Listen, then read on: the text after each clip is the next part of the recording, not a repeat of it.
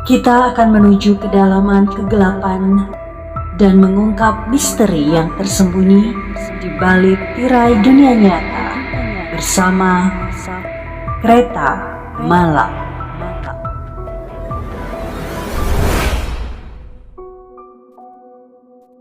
Kali ini saya akan mengajak Anda untuk menuju kisah Ketukan Jendela dan Sinden Misterius bagian 3.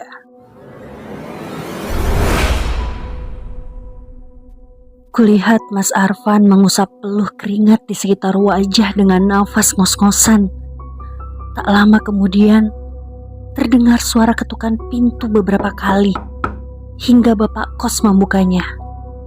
Sepertinya teriakan Ayu yang kencang terdengar hingga sekitar, dan membuat para warga penasaran dengan apa yang terjadi. Di sela-sela pandanganku yang belum pulih jelas seutuhnya, tak sengaja aku melihat sesosok wanita berkebaya putih berdiri di sela-sela pojok lemari kayu, sembari menatap ngeri pada kami. Keesokan harinya, aku kembali mengikuti kegiatan perkuliahan. Kebetulan aku ada jadwal untuk praktikum malam. Aku tak tahu mengapa angin kala itu berhembus sedikit kencang dengan hawa yang kurang mengenakan. Saat melewati tempat hotspot wifi di samping sungai dengan deretan pohon bambu yang mana di dekatnya ada sebuah jembatan gantung, ada suatu perasaan yang tiba-tiba saja mendorongku menoleh ke arah sana. Lalu aku melihat sosok mahasiswi berkulit pucat berdiri mematung di tengah-tengah jembatan. Di waktu sore, apalagi malam, memang jarang sekali ada mahasiswa yang berani melewati jembatan yang katanya angker itu. Mahasiswi itu memeluk sebuah buku besar, sembari tersenyum lebar menatap ke arah kami. Akhirnya azan maghrib berkumandang. Menurut jadwal, praktikum akan dilaksanakan pukul 18.30. Hal itu memberi kami waktu agar bisa melaksanakan ibadah sholat maghrib terlebih dahulu. Aku meletakkan tas, lalu mengeluarkan dompet mini berisi mukena. Beberapa ada yang memutuskan sholat di masjid utama kampus, ada juga yang sholat di musola gedung lab.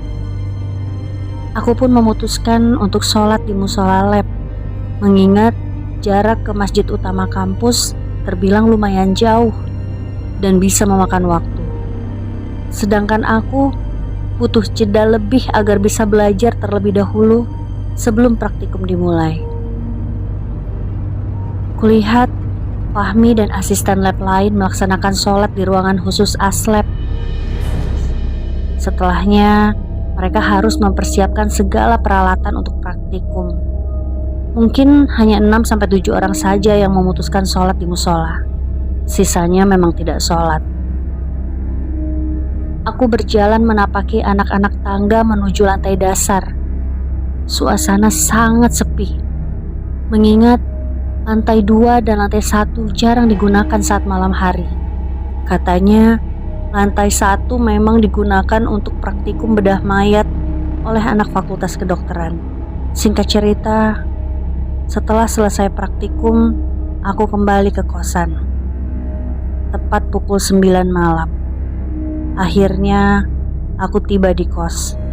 Dengan langkah gontai, lewati saja ruang TV tanpa memperhatikan sekitar, akibat lelah yang mendera.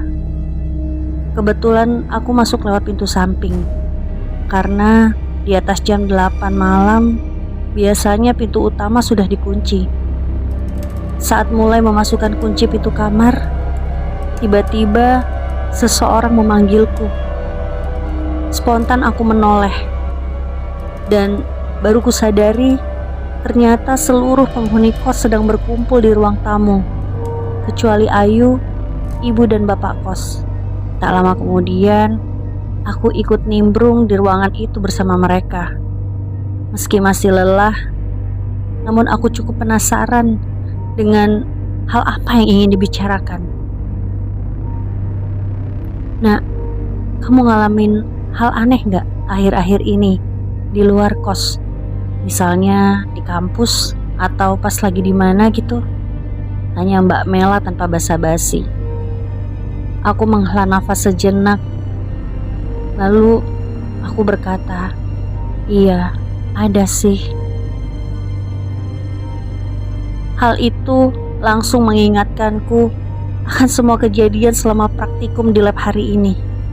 Ditambah 2 hari yang lalu ketika aku sedang mengikuti kelas malam, pulangnya aku melihat seorang gadis yang terjun dari gedung 1A lantai 6.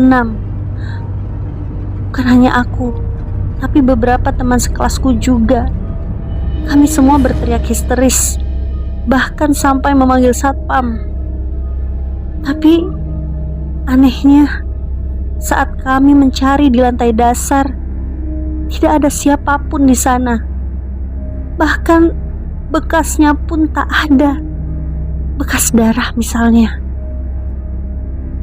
Lalu tiba-tiba Mbak Mela ikut menimpali. Dia berkata, aku juga mengalaminya.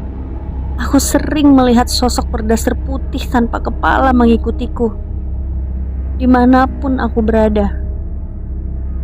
Mbak Mela mulai memaparkan awal mula sosok mengerikan yang mengikutinya. Mbak Mela mulai memaparkan awal mula sosok mengerikan yang mengikutinya. Di suatu malam, ia harus mengerjakan tugas kelompok di kontrakan teman yang lain. Kebetulan, lokasinya juga terletak di area perkampungan. Hanya saja, jarak antar rumah satu dan yang lain terbilang cukup jauh. Karena masih berada di lingkungan pedesaan yang asri, di mana kebun dan sawahlah yang mendominasi, untuk menuju kontrakan temannya, Mbak Mela harus melewati TPU desa. Biasanya tidak ada kejadian apa-apa, sebab area TPU itu masih ramai orang nongkrong dan berlalu lalang meski di atas jam 8 malam. Namun saat itu baru pukul 7 malam. Entah kenapa suasana begitu sepi. Mbak Mela tak melihat siapapun. Bahkan bakso Mang Udin yang biasa mangkal tak jauh dari sana juga tak nampak. Padahal malam itu adalah malam weekend. Meski sedikit mengganjal, Mbak Mela tak mau terlalu ambil pusing. Ia tetap melajukan motor dengan tenang, berboncengan bersama temannya yang bernama Andrea. Tiba-tiba saja, motornya mogok di tengah-tengah depan gerbang TPU. Di starter beberapa kali pun motor tetap tak mau hidup. Akhirnya, Mbak Mela berusaha memancal kickstarter, tapi tak kunjung berhasil juga. Suasana langit malam terlihat makin gelap. Terdengar samar gemuruh petir dari atas sana. Tak bisa dipungkiri, suasana hati mereka mulai tak tenang. Mau tak mau, keduanya harus mendorong motor. Siapa tahu masih ada bengkel pinggiran jalan yang buka. Sebelumnya, Andrea sempat menelpon teman sekelompok mereka. Tapi yang aneh, sinyal ponselnya buruk saat itu, hingga selalu gagal menyambungkan panggilan. Mbak Mela pun ikut mengeluarkan ponsel dari tas. Ternyata baterainya drop. Angin semakin bertiup dingin, membuat bulu-bulu halus di sekujur tubuh merinding. Suara jangkrik dan kicauan burung malam mendominasi suasana hening malam itu, membuat keduanya saling menatap getir. Lalu Mbak Mela pun berinisiatif untuk mengajak Andrea mendorong motor, yang langsung dijawab dengan anggukan oleh Andrea. Belum sampai mereka berhasil keluar area TPU, tiba-tiba terdengar suara berisik dari semak-semak, seperti ada seseorang yang berusaha melewatinya. Suara itu semakin jelas terdengar dan mendekat. Mbak Mela pun mempercepat langkah sambil mendorong motornya sekuat tenaga. "Andrea, kamu dengar sesuatu?" Perasaan Mbak Mela makin tak enak karena Andrea tak segera menyahuti. Dengan ragu, ujung matanya pun melirik spion. Betapa terkejutnya Mbak Mela saat melihat ada sosok berdasar putih tanpa kepala dengan darah kental yang mengucur berjalan di belakangnya. Sontak ia berteriak histeris, lalu melepaskan stang motor begitu saja demi menjauhi sosok tersebut. Saat berlari pun, ternyata sosok tanpa kepala itu tetap mengikutinya sambil terbang melayang. Di sela-sela nafas yang terbatas, Mbak Mela berteriak meminta tolong. Siapa tahu ada warga sekitar yang mendengar. Namun, hanya hening yang bersambut beserta suara tawa mengerikan di belakangnya. Tak disangka, kakinya malah tersandung batu yang langsung membuatnya jatuh pingsan. Akhirnya, Mbak Mela kembali siuman setelah beberapa saat pingsan tak sadarkan diri. Mbak Mela pun menyelesaikan ceritanya dengan wajah pucat dan keringat dingin di sekujur tubuhnya. "Jadi, maksud kalian semua diikutin makhluk-makhluk gaib gitu?" Mereka berempat saling mengangguk. "Sejak kapan?" tanyaku lagi. "Kami rasa sejak kejadian aneh yang dialami Ayu," sahut Putri ragu-ragu. "Mbak Rere dan Sinta juga." Mbak Rere mendesah berat. "Kurasa aku jadi sering melihat nenek-nenek kepala terbalik yang sempat menghantuiku di dapur kemarin. Bahkan kurasa dia sedang mengintip kita sekarang. Di sana," tunjuk Mbak Rere di balik kaca jendela ruang tamu. Kami serentak menoleh. Namun hanya gelap dan lampu teras saja yang menerangi. Meski tak begitu jelas, aku seperti melihat sepasang mata menyala di sana. Spontan, Putri langsung menutup gorden jendela yang memang separuh terbuka. "Kalau kamu, Sin?" aku bertanya pada Sinta. Lalu Sinta menjawab, "Kalian tahu kan kalau aku sering menginap di tempat teman-teman lain daripada di sini. Tapi dimanapun aku berada, aku tak pernah bisa tidur dengan tenang karena mendengar suara-suara aneh. Aku juga sering ketindihan." Lalu Sinta berbalik bertanya padaku tentang pengalaman goib yang kualami. Aku meringis. Ya, aku juga melihat sesuatu yang ganjil di kampus hari ini. Tapi ini tak terlalu penting untuk dibahas, karena intinya sama seperti yang kalian alami. Satu-satunya jalan, kita harus segera menemukan solusi agar bisa menjalani masa perkuliahan dengan tenang. Tentu saja, Ayu harus sembuh dan lepas dari pengaruh buhul sihir di dalam tubuhnya. Malam itu, aku hanya bisa memberi saran agar semuanya lebih memperkuat ibadah, mendekatkan diri pada Tuhan untuk membentengi diri. Karena sejatinya, sesuatu yang menempati Ayu memiliki energi negatif yang sangat kuat. Apalagi kami semua perempuan yang secara ilmiah psikologi mentalnya lebih lemah dari kaum Adam, serta lebih berpeluang dirasuki hal-hal demikian. Malam harinya, di dalam kamar, aku langsung berbaring seusai melaksanakan sholat Isya. Sebenarnya rasa capek menggelayuti dan ingin beristirahat sejenak, meski hanya 1 sampai 2 jam.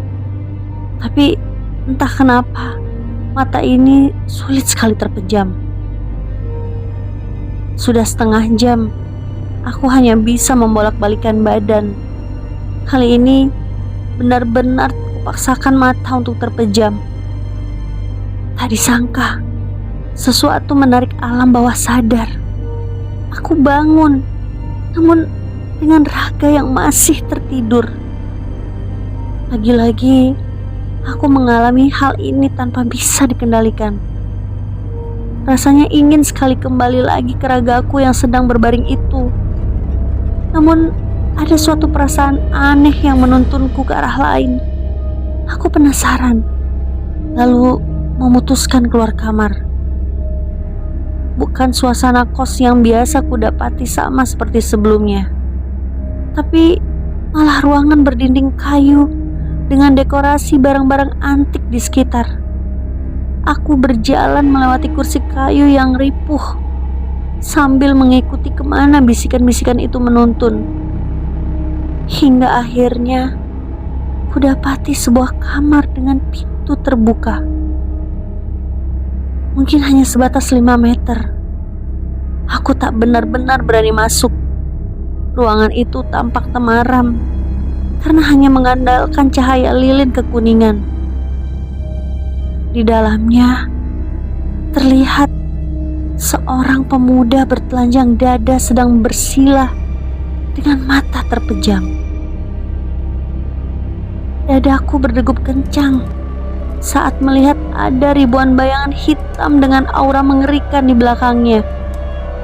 Di depannya berdiri samar sosok seorang wanita berpakaian kemben bak putri bangsawan zaman dulu dengan hiasan mahkota di atas kepala.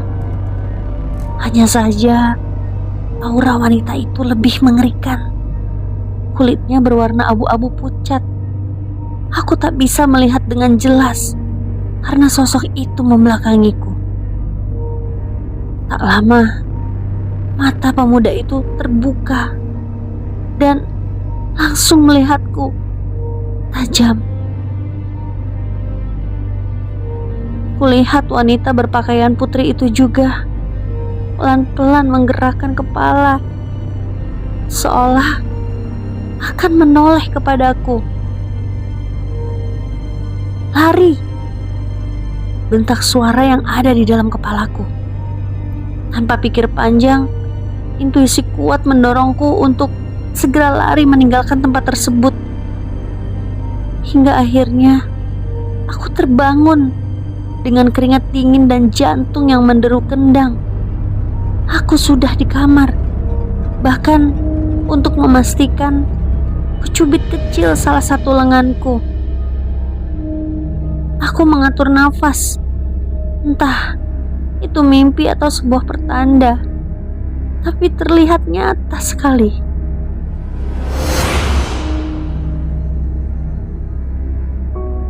Ikuti terus perjalanan kereta malam, karena mungkin saja akan membawamu pada kisah yang sama.